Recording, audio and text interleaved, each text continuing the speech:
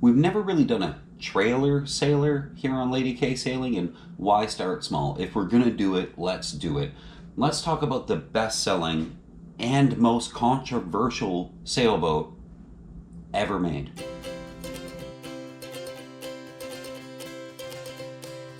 This is going to be a very hear me out sort of episode, because while I didn't start the episode and the research and everything with a very high opinion of this brand, the more I learned, the more I started to understand it.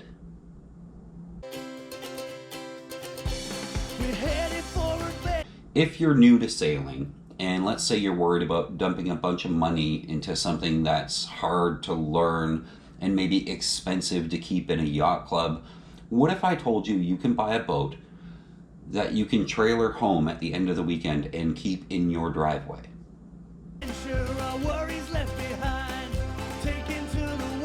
And what if it's cheap, and it's as fast as a powerboat, and there's room inside for your whole family to sleep for the weekend? This week on Everything You Need to Know, we're arguing about MacGregor.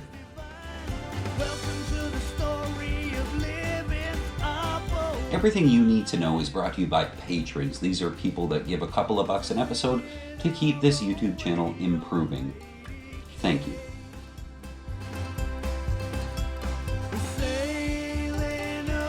I say we're arguing about MacGregor because for a long time MacGregor has been just that, an argument. The whole goal of the company is to make a simple, easy-to-use sailboat for a small amount of money, but that's not why it's scoffed at by most sailors. It's scoffed at because they made a 26-footer with the hull of a powerboat, and the general feeling from many sailors is that it just isn't a real sailboat. And we'll get into that, but first, a little bit of history. Roger MacGregor founded a company as a class project at Stanford University in the 1960s. That went on to become MacGregor Yachts, but started as a boatmaker called Venture. He started with small trailer sailors, including a lot of monohulls and catamarans, aimed really at ease of use. These are the boats that most MacGregor people call the classic MacGregors, and they look just the way you'd expect a sailboat to look. They really pushed on the trailer ability of these boats by using dagger boards and swing keels to keep them as light as they could so you can tow them with just about anything. The MacGregor nameplate went on to build some 36,000 boats, and in 2013 Roger retired from his long and very successful career building these boats, and his factory in Costa Mesa, California was closed. However, the company did continue on in one form. Roger's daughter Laura founded Tattoo Yachts in Florida and continued to produce the famous, or the infamous, 26-footer under the new name. We'll get into the 26-footer in a minute, but it's also important to note that Roger MacGregor did do some bigger boats, most notably the M65. And yes, that's 65 in feet. A 65-foot MacGregor yacht. Did anybody even know this thing existed? The M65 saw a production run of about 100 boats, and it has its pros and cons. The looks are of a much more luxurious and larger yacht, and most say it does sail well, but most also say the fit and finish is a little cheap, and it lacks some of the big luxury cruising amenities. Everything I've seen or read on the 65 says it's kind of a first attempt at a big luxury boat by a small trailerable boat manufacturer. I can think of a lot of 65-footers I'd rather have, but it is kind of pretty. Okay, so on to the one everybody wants to talk about, the MacGregor 26. The 26 is the one everyone wants to talk about, and that's because it took on a planing hull like a powerboat.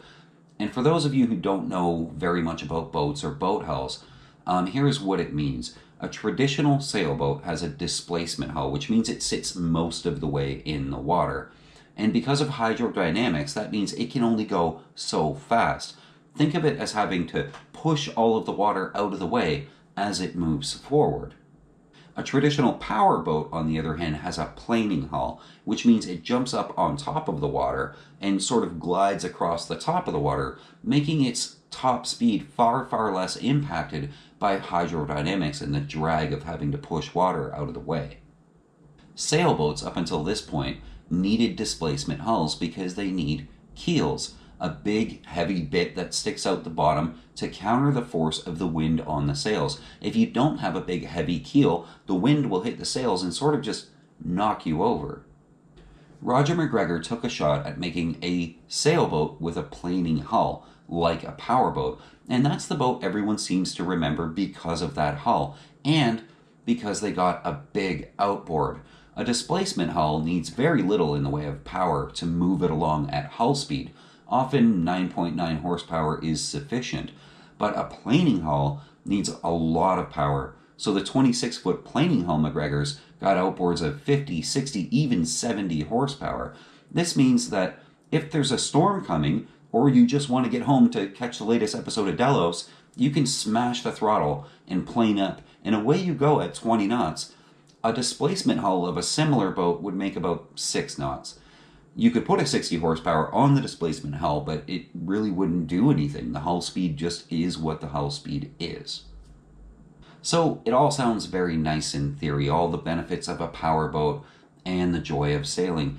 And it's super light and it's super cheap. You can trailer it home, keep it in your driveway. There's no fees to keep it in a marina. But the age-old adage is sort of true here. If you try to be good at everything, you'll never be great at anything. Most people say the 26 is sort of a mediocre sailboat at very best. And it's not actually a very fast powerboat either. So maybe it's trying to do too many things at once. The trailer ability required much less of a keel, so MacGregor innovated with water ballast. Once it's rigged and it's in the water, the boat would take on water into tanks below the waterline. As much as 1,500 pounds of water added to the curb weight of the boat, and I say curb weight because it's a trailerable boat, but that 1,500 pounds was below the waterline, so it made up for all the weight you would normally have having a big lead or steel keel, which, it works.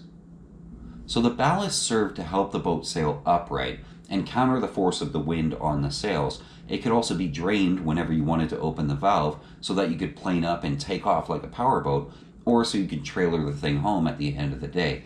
But because of the lack of a conventional keel, you could actually beach these boats, drive them right up on the beach to go swimming with the family, and that's kind of cool. And they only draw a little over a foot of water once that keel is put away.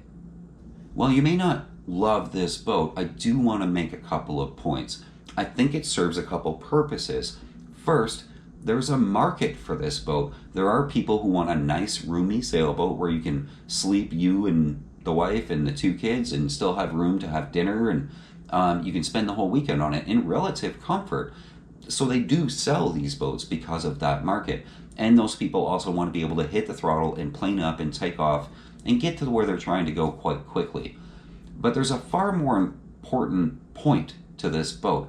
A lot of people who are interested in getting into sailing but don't have the experience or the help or a family member or a friend to teach them how to sail can buy one of these boats. And they get the ease of use of a small trailerable powerboat, but they get to learn how to sail in a safe and enjoyable kind of way. Traditional sailors will say this thing is not the true form of sailing, and I'm sort of inclined to agree with that. But if it brings more people into sailing, it really can't be a bad thing. I, for one, always want to share this amazing lifestyle we have with as many people as possible.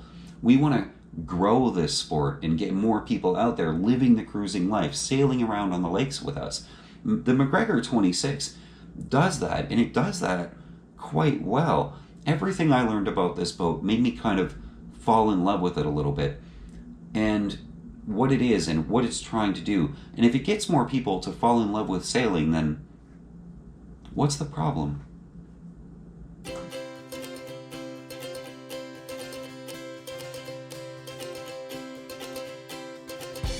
We